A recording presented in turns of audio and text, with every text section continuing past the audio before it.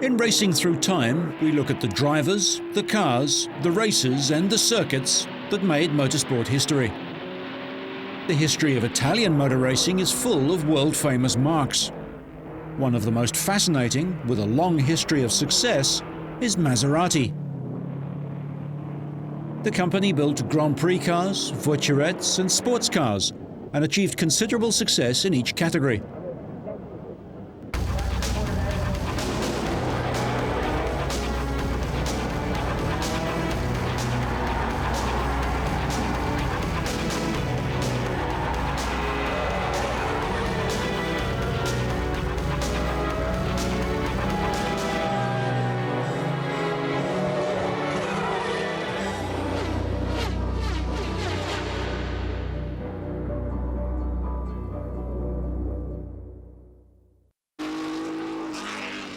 A 4CL Maserati at historic Goodwood, one of the many cars that were sold by the Maserati brothers to private owners during a long history making and selling racing cars.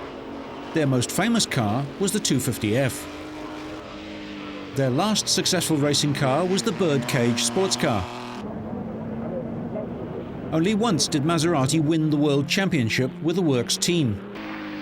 The 250F in 1957, driven by Juan Manuel Fangio, was the last successful Grand Prix Maserati. In 1966 and 1967, Cooper used the V12 Maserati engine to power their Grand Prix car to 2 World Championship victories.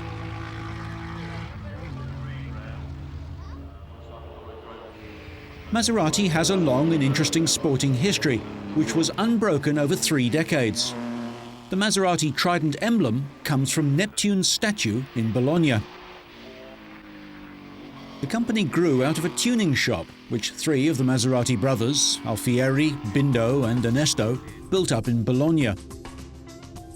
Their first car, the Maserati Tipo 26, was based on a 2-litre Diato, reduced to 1492cc, with an 8-cylinder, twin-overhead camshaft engine. It made its racing debut at the Targa Florio in 1926, winning the class. A radical new design in 1929, called the V4, had a V16 made up of 2 straight-8 engines on a common crankcase. This 4-litre engine developed 280 brake horsepower at 5,200 RPM. In 1930, Borzacchini won the Tripoli Grand Prix. In 1933, the 8C3000 and the 8CM3000 were built, with a 3-litre 8-cylinder engine. Campari won the French Grand Prix at Montlhéry. And when Nuvolari returned from Alfa Romeo to Maserati, he won the Belgian Grand Prix, the Coppa and the Nice Grand Prix. Maserati made sports cars and small-capacity racing cars, as well as Grand Prix cars. Maserati and Alfa race around Monaco. At this time, motor racing was very much a rich amateur's sport. In order to do so successfully, you had to have the right equipment and have it properly prepared. This 8CM Maserati was originally purchased by Anglo-American Whitney Straight from the factory, typical of the wealthy private owners of the 1930s who went racing.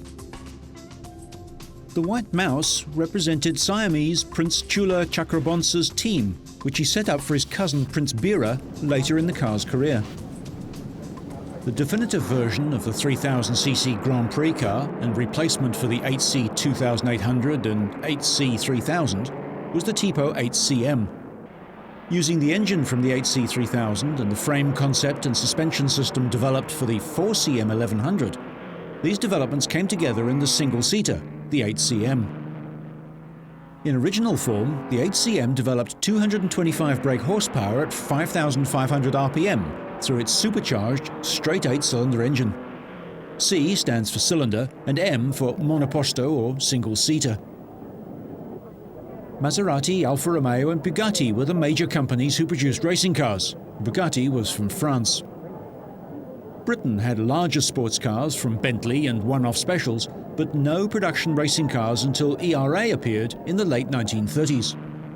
Racing in Britain was confined to hill climbs and the speed bowl of Brooklands. A road racing tradition didn't emerge until Donington was opened and the Campbell circuit at Brooklands at about the same time.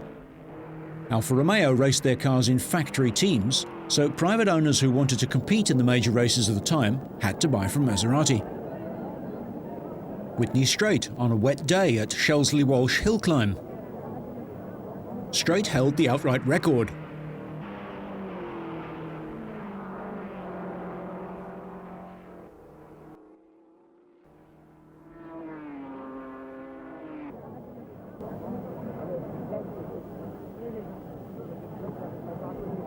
Straight was a fine driver who had a short career. The Anglo-American retired from racing before he was 30 and went on, amongst other things, to become boss of the airline BOAC, now known as British Airways, and head of the British Post Office. He wasn't satisfied just driving in British events either, taking it to the continent for hill climbs there as well. Mont Ventoux in France. Notice the twin rear wheels for added traction. Prior to Straight's climb, the record for Mont Ventoux had been held by the four-wheel drive Bugatti, a works car driven by Louis Dreyfus.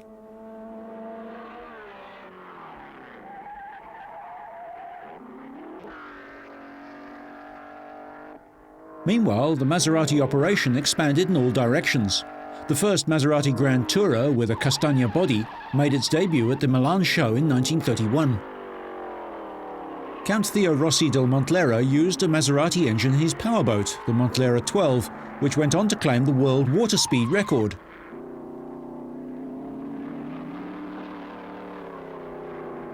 From Maserati's point of view, Whitney Straight's team was a credit to the company, which helped promote their cars very successfully. Here he is again at Brooklands. The Maserati brothers built up their company based on these sales and sales of sports cars to compete in the Mille Miglia and the Targa Florio. At this stage, they weren't building production road cars. Maserati's little cars were winning races on tracks all over Europe, and the brand was rapidly gaining a reputation for advanced engineering. Among its innovations were the world's first hydraulic brakes. After winning the South African Grand Prix at the end of 1934, Whitney Straight retired from racing and sold the Maserati to Harry Rose. He had the engine sleeved down to 2.7 litres to take advantage of current regulations and handicap racing that was then popular. He engaged rising star Richard Seaman to drive, and no one could catch him.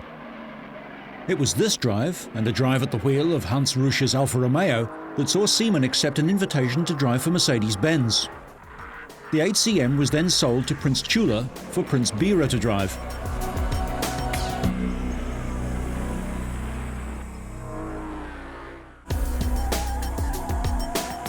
The Maserati had been recommended by Louis Chiron and Raymond Sommer, two important French drivers of the era. This race was held at the Campbell circuit at Brooklands, a semi-road circuit which gave an advantage to some of the smaller cars.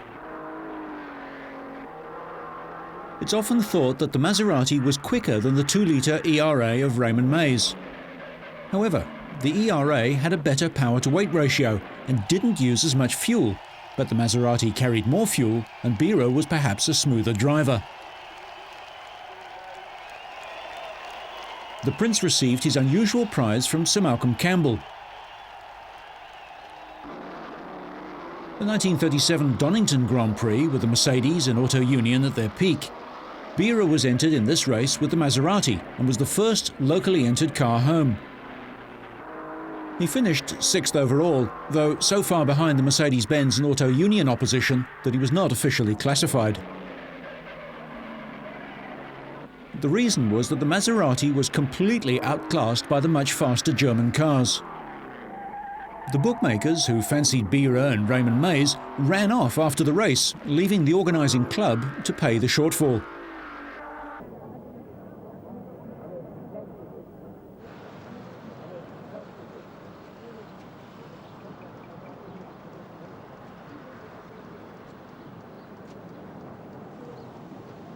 This race was held for both the new 3-litre Formula and also Voiturette cars.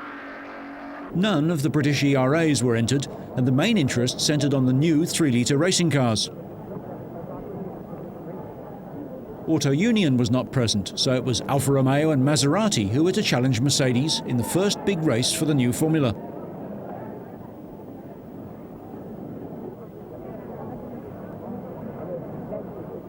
As Van Brautich and Rudolf Caracciola walked towards the Mercedes, here is the latest 3-litre Alfa Romeo. The 8CTF was a supercharged 3-litre straight-8. If Maserati had the finance of their great rival Alfa Romeo, they undoubtedly would have gone faster and better.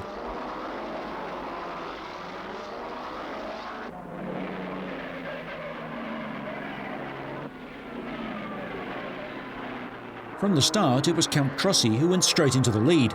He established the fastest lap in the Maserati 8CTF and was running away from the field of Mercedes and Alfa Romeos. Had the car lasted, it could have won. Meanwhile, in the Voiturette category, there were many crashes, costing the life of Hans-Hugo Hartmann together with a serious injury to Giuseppe Farina. Victory to Mercedes-Benz once more.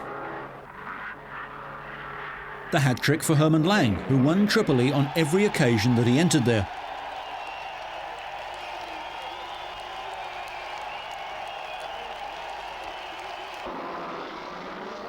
In the German Grand Prix, Maserati didn't enter their two cars, to the relief of Mercedes-Benz and certainly to the benefit of Britain's Richard Seaman, who won the race for Mercedes. In the Voiturette 1.5-litre category, Maserati had a straight fight with ERA, and Alfa Romeo produced the 158, here in its debut race. The domination that the German cars had in Grand Prix racing was forcing the Italians to consider the smaller capacity Voiturette class. Maserati built a new 4-cylinder model, the 4CM, with a choice of either 1500 or 1100cc engines. At the Coppa Acerbo in Pescara in 1938, the two Maseratis acquitted themselves well, although both retired. In the Italian Grand Prix the same year, Trossi finished in 5th place.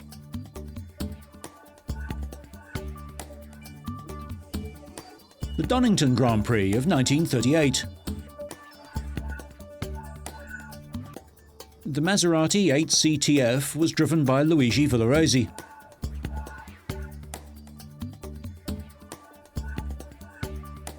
Nuvolari to drive for Auto Union. Notice the detachable steering wheels. At the start of the race, there was a disappointment for Maserati. Villoresi was late arriving at the circuit and started from the back of the grid, and although in the early laps he made up some ground, the Maserati was an early retirement. Luigi Villoresi and his brother Emilio were fine Italian drivers who came up through the Voiturette school with Maserati. Emilio went on to drive for Alfa Romeo, but lost his life in a crash. Luigi went on to mentor Alberto Ascari, and was a fine driver in his own right. Approaches have been made to Maserati by the wealthy Italian industrialist Adolfo Orsi. He was interested in acquiring all the assets of the Maserati brothers, who were making public transport, machine tools and electrical equipment. These, together with an agricultural machinery business, were extremely successful. Orsi was particularly keen to acquire the very successful Maserati sparking plug business. He also saw the Maserati racing cars bringing him a great deal of prestige. He had the money to expand the competition side of the business, which the brothers didn't have.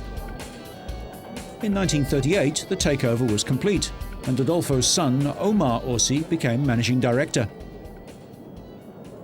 The Maserati business was transferred from Bologna to Viale Ciro Menotti in Modena. And the three surviving brothers entered into a 10-year service agreement with Orsi and stayed with the company until the end of 1947. The 1939 Tripoli Grand Prix. This was the race where the V8 1.5-litre Mercedes-Benz W165 made its debut and took part in its one and only race. The drivers, Rudolf Caracciola and Hermann Lang. The opposition, the 158 Alfa Romeo and the new Maserati 4CL. It was hoped that the 4CL, with its 1500cc 4-valve per-cylinder engine, which developed 220 horsepower, would be able to beat the Alfa 158. Much was expected of the Maserati, which in streamlined form had been fast in practice, but during the race, however, the car was not a contender. The Tripoli Grand Prix was dominated by Mercedes-Benz and Hermann Lang. On the other side of the Mediterranean, ERAs took a rare victory in 1939 at Albi in France. Alfa Romeo's 158. Seen here behind the wheel is Mercedes-Benz designer Rudolf Uhlenhuth. These cars, originally constructed by Enzo Ferrari, had been passed over to Alfa when they decided to field their own team. ERA's new challenger in the Voiturette class was the E-Type, but the company was in disarray. The E-Type met the Maserati 4CL for the first time at Albi. Here, Bira had reverted to his old ERA, Romulus. Johnny Wakefield was at the wheel of the 4CL, and Arthur Dobson driving the ERA E-Type.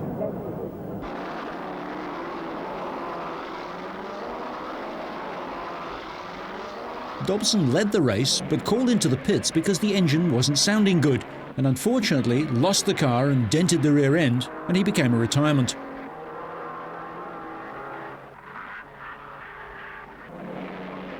Bira went on to finish in third place, Johnny Wakefield the winner in the 4CL in fine form, almost lapping the Royal Siamese driver. The German Grand Prix of 1939. Notable for two things: Rudolf Caracciolla's final victory in his career and the performance of Paul Pietsch, a discard from Auto Union. Now a successful publisher, he drove his Maserati superbly and could well have won the race but for failing brakes. Eventually, Pietsch went on to finish in third place, but not before he had frightened Mercedes and Auto Union. This was Caracciolla's final victory, although he did race after the war. An 8C TF Maserati was entered at Indianapolis, taking on the Offenhauser-powered cars. Renamed the Boyle Special, it was driven by Wilbur Shaw. After replacing an engine after practice, Shaw went on to a comprehensive victory in the 500-mile race. It was the first European car since Peugeot to win at Indy in 1916. When Marshal Balbo presided over Tripoli in 1940, there were no Mercedes or Auto Unions on this occasion. It was a straight fight between Alfa and Maserati.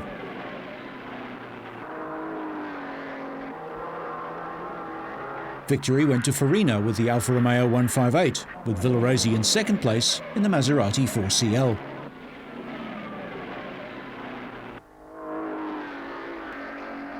Here, the spoils of victory are shared by Farina. At Indianapolis in 1940, it was another victory for Wilbur Shaw. Fire destroyed the pits in 1941, and although the race still took place, unreliability cost Shaw a third win. Louis Dreyfus obtained leave from the French army, which was rather fortunate for him because France was invaded while he was away, and he also drove a Maserati in the 500-mile Classic.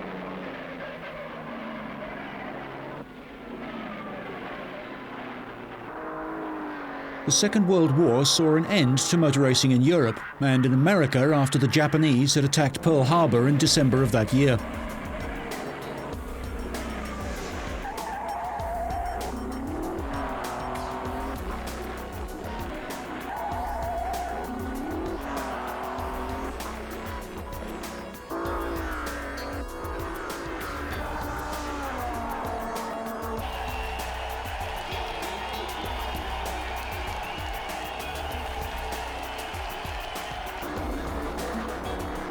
Despite the ravages of war and occupation, Maserati managed to preserve their cars.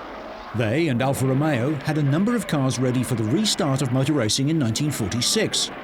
There was no longer an official Maserati team as such, but the company was represented by Scuderia of Milano, which had several 4CLs which they entered for a number of leading drivers. In the early races in France and Italy in 1946, the 4CL was competitive, although never quite as quick as Alfa Romeo. The major Grand Prix were contested by Alfa, but nearly everywhere else, Maserati was victorious. Here is Luigi Villoresi winning at Nice in 1946. Over in America, at Indianapolis, the 8CTF Maserati was dusted down and raced to third place in the first post-war 500-mile race in 1946.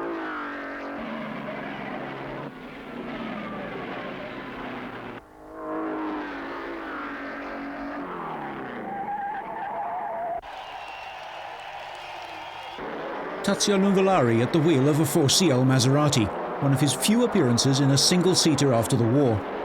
Despite driving with his usual verve on this occasion, he wasn't able to win. A new Grand Prix formula was established in 1946. This was for 1.5-litre supercharged or 4.5-litre unsupercharged cars to the pre-war Voiturette regulations. Racing in Europe was mainly on street and road courses, each race a special occasion held annually. Maserati tried two-stage supercharging on the 8CL. This car was now outlawed by the regulations and won for the last time at Mar de la Plata in Argentina, driven by Farina in 1948. The 4CL had an immensely successful season in 1946. Two great French drivers emerged, Jean-Pierre Vermeil, seen here at the wheel of an Alfa Romeo, and Raymond Sommer, chasing him with a 4CL. The development potential of the Alfa Romeo was greater than that of the 4CL. Normally, Vermeil, Farina, Count Felice Trossi and the rejuvenated Achille Varzi were able to win, but they fought amongst themselves pretty hard.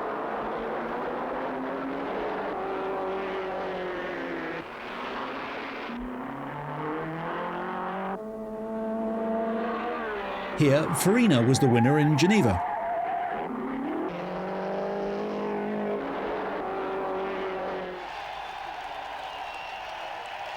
There was another win for Villoresi in Nice. Once again, the 4CL was the master of the minor Grand Prix. The opposition was led by the French Largo Talbots with their low-revving six-cylinder engines. They didn't have the thirst for fuel that the Italian engines had.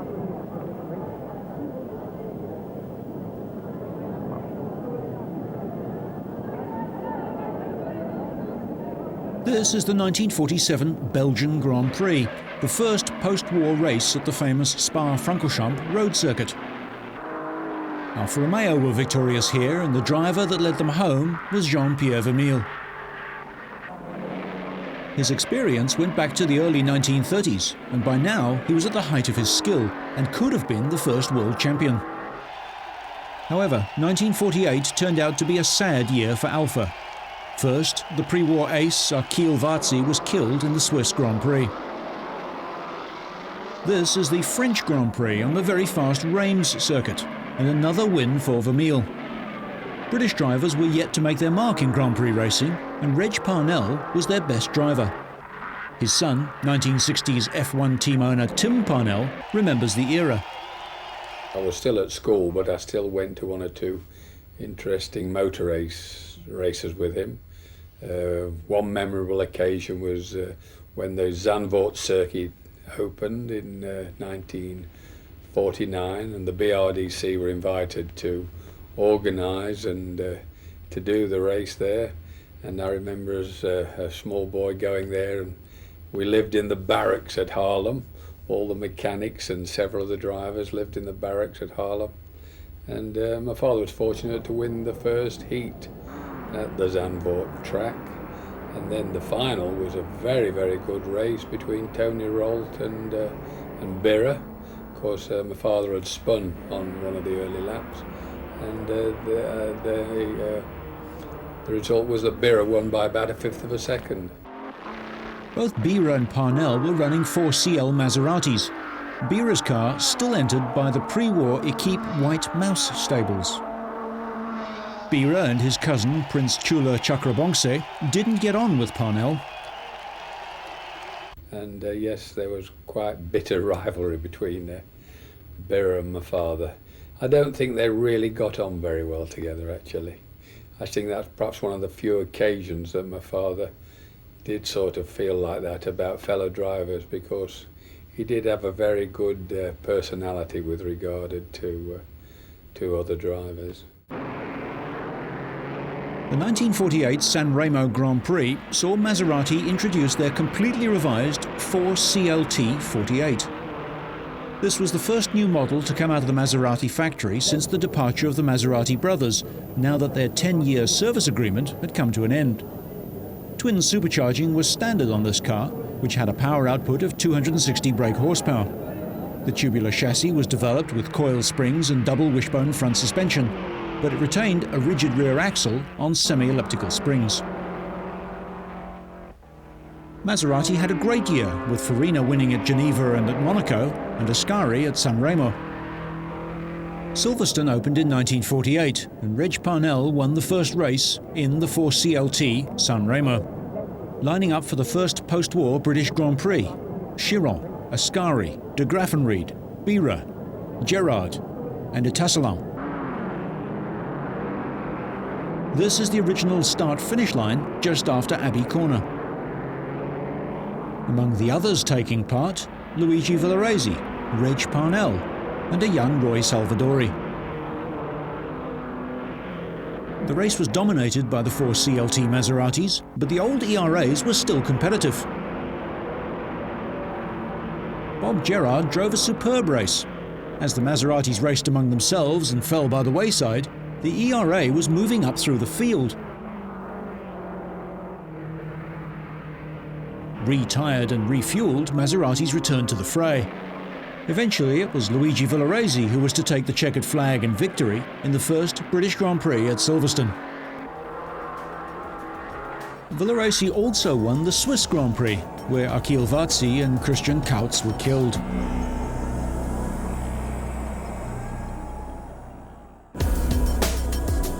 Luigi Villaresi's protege, Alberto Ascari, had finished second in the 1948 British Grand Prix. And while Farina, Bira and Sommer gave Ferrari their first Grand Prix outing, Jean-Pierre Vermeulen was still the driver to beat. In the eyes of the Italians, there is only one circuit race, the Italian Grand Prix at Monza. A huge crowd was there in 1948 to watch the blessing of the drivers. Among those present was Tazio Nuvolari, too ill to take part.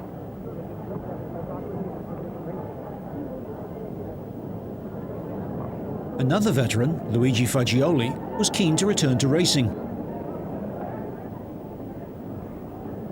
The parade of the cars and the flags prior to the start. The 4CLT Maseratis, and a relaxed Vermeulen chats before the start. Count Felice Trossi with the pipe, about to drive his last race. The Italian Grand Prix, a race dominated by Jean-Pierre Vermeulen.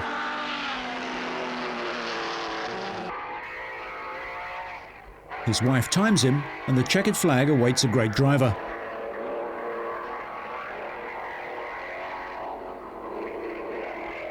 Vermeulen receives congratulations. Sadly, he died in an accident in Argentina, and the third Alfa driver, Count Felice Trossi, died of cancer. A new star was on the horizon, Juan Manuel Fangio, picked as a future talent by Achille Varzi. Fangio was already having success in his native Argentina. He'd made a brief visit to Europe in 1948, but in 1949 he was ready to take on the Europeans. Fangio had raced extensively in Argentina prior to the Second World War, in the great town-to-town events that came to a halt when Argentina ran short of fuel. Racing in Europe was a totally different discipline. He started his career in Grand Prix racing with a 4CLT Maserati, provided by the Argentinian Automobile Club. Alfa, saddened by the deaths of their three drivers, withdrew from racing for a year. What was the 4CLT like? Well, it was rather a brittle car, and I believe the factory only kept it going really because they more or less put new engine blocks into it pretty well about every 3 or 4 races. It was we had a dynamometer installed in Derby, at the garage in Derby, and I remember when they put this engine on the dynamometer and you saw it actually running, the way the oil spurted out from everywhere and the water spurted out from everywhere, it really did look horrendous. It was producing probably about around 300 bhp, but from this 4-cylinder engine, and it did look absolutely horrific on the dynamometer. The Orsi family, who owned Maserati, had machine tool interests in Argentina, and they wanted Fangio as a driver. Here he is in his very first race in Europe with the 4CLT, taking on Bira at San Remo.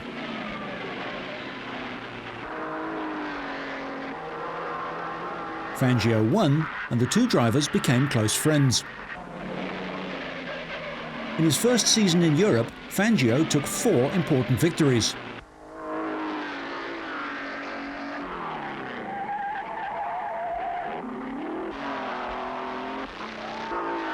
In 1949, a new name was making its mark in racing: Ferrari. First with a single-stage supercharged V12 and then with a 2-stage supercharged version of the 125.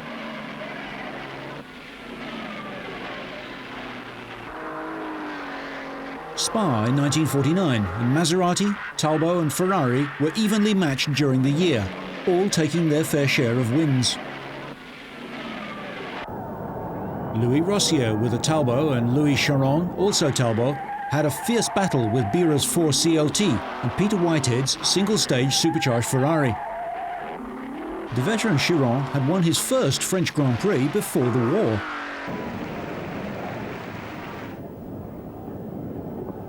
Ascari drove a Ferrari at Silverstone in 1949, Louis Chiron a Talbot, and this was the Daily Express trophy. The winner, Ascari, was chased all the way by Farina in a special Maserati, and he took the flag, literally.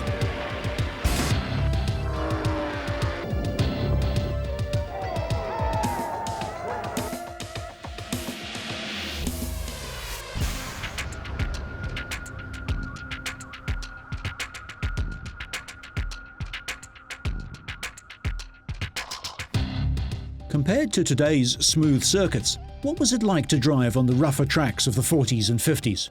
Historic racing expert Willie Green. Some of the circuits then were so bumpy that if you didn't have independent front suspension, it tended to deflect the car and throw it offline. Nowadays we're driving on billiard tables and you don't need suspension, so you really don't need geometry again. It's just like a big go-kart. And the B-Maxwell cars handle a great deal better than any of the cars with independent front suspension. The 1949 British Grand Prix at Silverstone. Reg Parnell chats to John Eason Gibson, the secretary of the organising club, the BRDC. Here's Villoresi, the winner from last year, looking forward once again to a good run and still with a 4CLT. Bira has arrived in his Maserati sports car and chats to de Graffenried, both of them driving for Enrico Plate. Only one Ferrari was entered, a single-stage, short-chassis car for Raymond Mays, the very first Van der Velde Ferrari. Prior to the start, the drivers had time to speak to each other and to enjoy life. It was serious when they got out there on the track, but off-track there was fun. Lord Howe about to brief the drivers, Bob Gerrard, and walking away, Raymond Mays on the right of picture. David Murray, later of Ecuria Cos, and Roy Salvadori in the black overalls and helmet.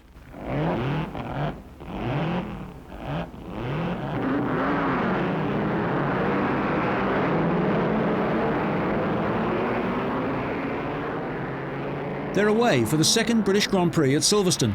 It turned out to be a very fierce battle indeed at the front of the field between the 4 CLTs. Bira, at the top of his form, putting distance between himself and the opposition. Such distance that team owner Enrico Plate in the pits tried to slow him down. But Bira was pressing hard, anxious to increase his lead before the pit stops. De Graffenried comes in with car number 2. Bob Gerrard in the ERA, and now Bira, flat out, but his brakes were fading. As de Graffenried went back into the race, Bira hit a marker barrel, damaging the car badly. He came into the pits to retire. There was little that Plate and the mechanics could do, so Bira got out of the car and urged de Graffenried to go quicker.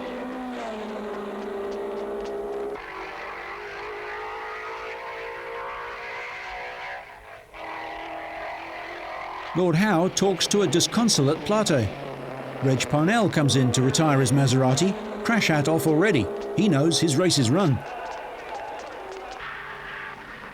Into the lead went Baron Emmanuel de Graffenried, the second of the Plate Maserati drivers holding off the assault from the ERAs to take victory.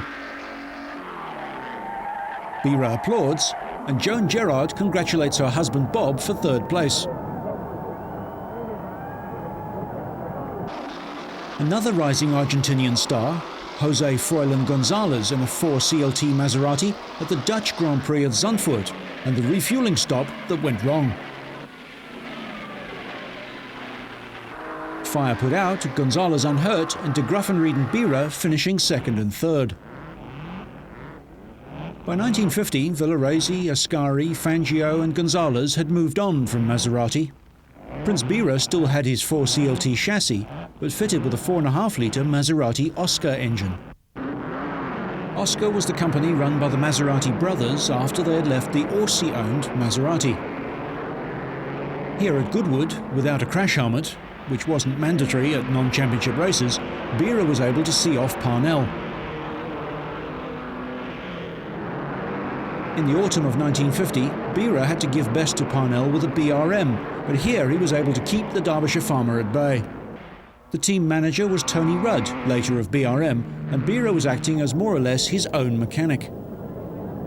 Maserati couldn't afford to take on the Alfas and Ferraris in the new Formula One World Championship, and decided to concentrate on building a Formula 2 car, the A6 GCM 2000.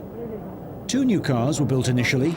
Each A6 GCM used a dual overhead camshaft single ignition engine with 160 brake horsepower, derived from the A6 GCS and on a chassis similar to that of the 4CLT 48. Formula 2 was for 2-litre unsupercharged and 500 supercharged cars. Alfa had dominated Formula 1, but they withdrew at the end of 1951. As there were only Ferrari, some pre-war Talbots and the unreliable BRM available, race organisers decided to make the World Championship for Formula 2 cars. This suited Maserati, who were able to return to racing at the highest level. The change of formula brought a change of car for Fangio. The reigning world champion was now back driving for Maserati. However, Fangio had a bad crash at Monza, which put him out of action for a year, and Alberto Ascari easily won in 1952 and 53 in the Ferrari 500. This is the French Grand Prix at Reims. It was to prove one of the quickest and the most exciting Grand Prix on record. Lap after lap, it was a duel between Mike Hawthorne's Ferrari and Fangio's Maserati. They're about to lap Stirling Moss's Alta. In the final stages, Hawthorne realises that first is the gear to use on the last lap at the hairpin if he is to have maximum acceleration. It had been sticking throughout the race. He reached for it in time and got it, took victory and his first World Championship win. At Silverstone 2 weeks later, Gonzalez started on half-full tanks and Fangio drove a superb race, although Ascari was again the winner. Hawthorne was to spin away his chances in front of the grandstands.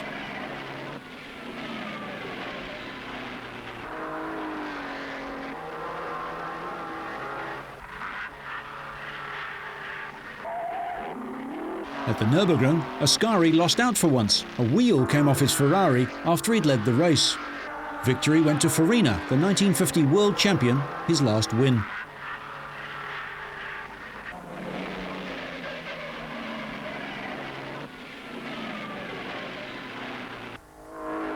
Maserati may have lost the championship battle to Ferrari, but in the Italian Grand Prix, they had a long-awaited win.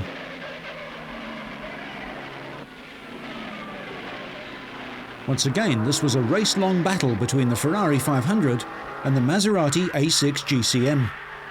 A final corner spin saw Fangio win with the Maserati on the circuit that had almost killed him the year before.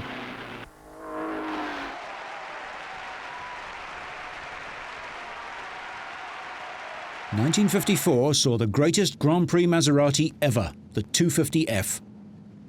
And what made it so good? It's big, it's strong, it was designed to last 300-mile races on bumpy street circuits. The brakes were very powerful. There's nothing wrong with drum brakes as long as they've been set up by somebody who understands them, and I have never had any trouble overtaking anybody in a braking area when they've got disc brakes. The 250F combined the best from the A6 GCM, the inline six-cylinder engine, dual camshafts and dual ignition, and new developments including a new differential unit with a ZF transmission mounted overhanging in a transverse position, a tubular space frame by Colotti, and a de Dion axle flipped 180 degrees. There were Houdil vane dampers and Barani wheels.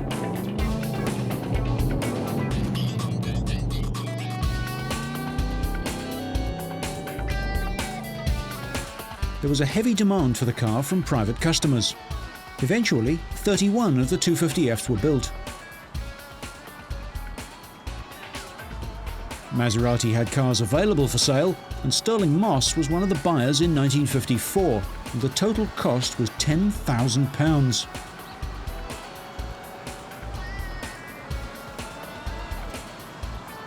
In 1954, Fangio won in Argentina and Belgium, and then changed to Mercedes when they were ready to start racing in the French Grand Prix.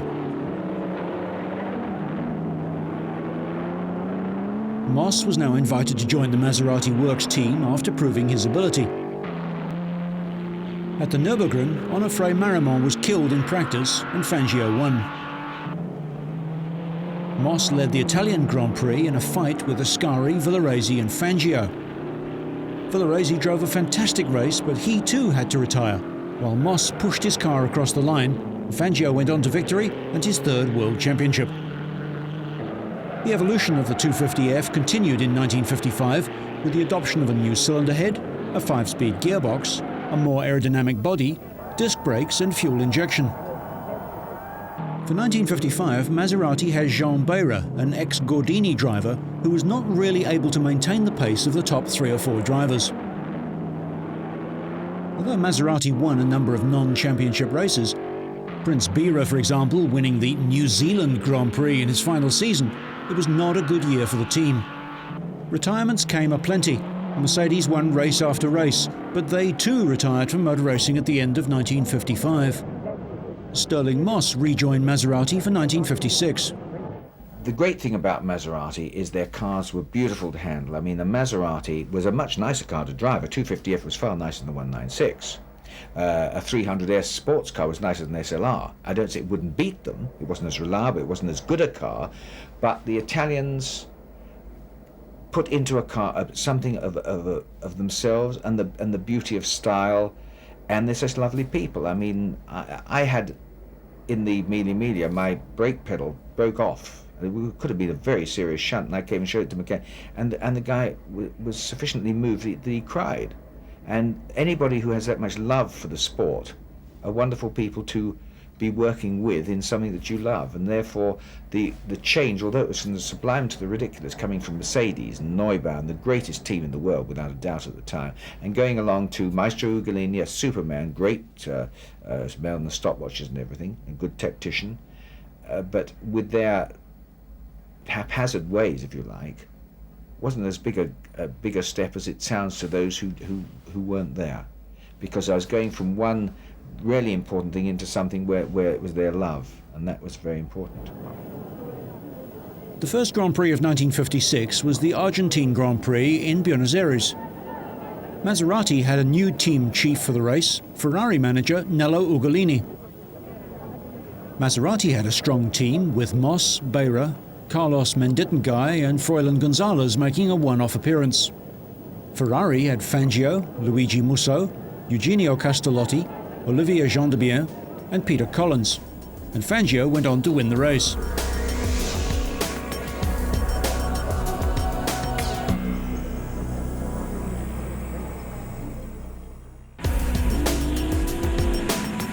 At Monaco in 1956, Sterling Moss drove a magnificent race, almost single-handedly taking on the Ferrari team of Fangio, Collins, Hawthorne, Musso and Castellotti. It was a great victory for Sterling and for Maserati.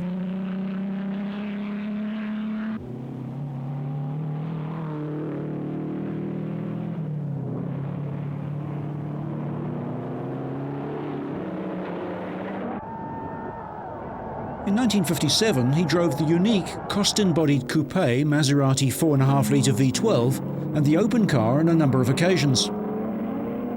With 3-litre Maserati sports cars, he won a number of races, but here at Le Mans, however, the old Jaguar D-Type saw them all off. Moss continued to drive Maseratis to the end of their career. He's seen here at the Nürburgring in 1956. He won the Italian Grand Prix, helped over the line by fellow Maserati driver Luigi Piotti. Although Fangio won the title with Ferrari, the Argentinian moved back to Maserati for 1957. He arrives at the Modena circuit in early 1957 to try out the latest version of the 250F. In this unique onboard film from the 1950s, we ride with and listen to the maestro at work.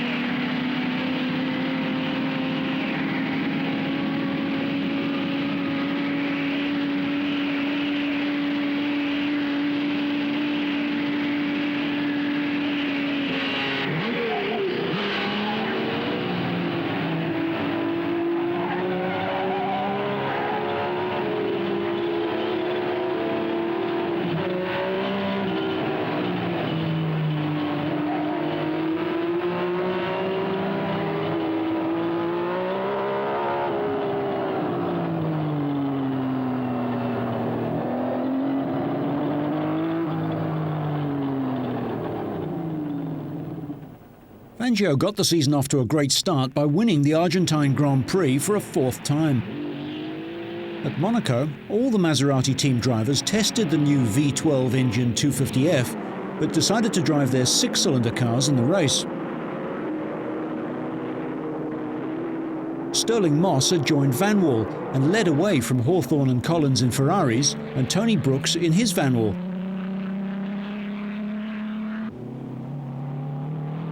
Moss missed his braking point on lap 4 at the chicane.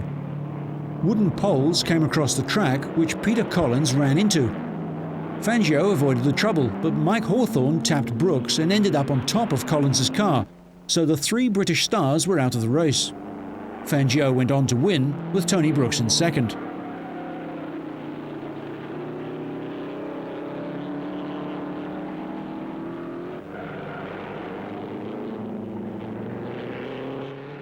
Hawthorn, Collins and Moss walk back to the pits. Brooks was tiring at the end, leaving the way open for an easy Fangio win. Eventually, the Maserati V12 engine did find success in the 1960s with John Surtees in the Cooper, and he won the 1966 Mexican and the 1967 South African Grand Prix. Fangio at the German Grand Prix of 1957. This is the race where he came into the pits to stop for fuel. A leisurely wheel change took place. Fangio climbed out, had a drink, climbed back in again, and then proceeded to show everybody why he won the World Championship 5 times. He caught and passed Peter Collins and Mike Hawthorn. He drove, in his own words, as he never had at any time in his career, to take victory and his 5th World Championship.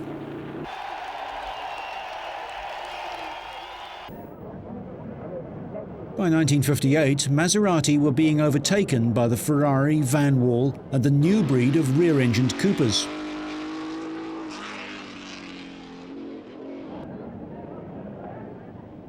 Fangio's last race was in the 1958 French Grand Prix, in the Piccolo, a lightweight version. He was in a battle for second, but after a pit stop with gear selection troubles, finished 4th. Bob Drake raced in the 1960 US Grand Prix at Riverside. The 250F was the only car to race in the first and last races of the 2.5-litre era.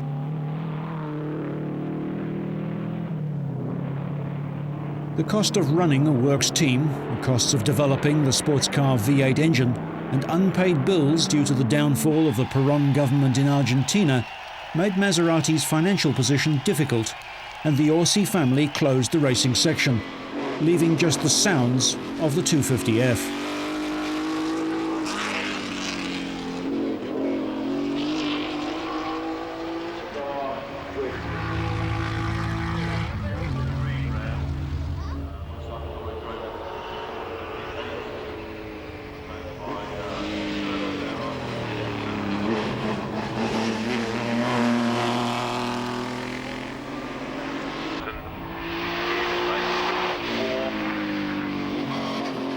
A limited return came with sports cars in the 1960s, but the glory days of racing were over.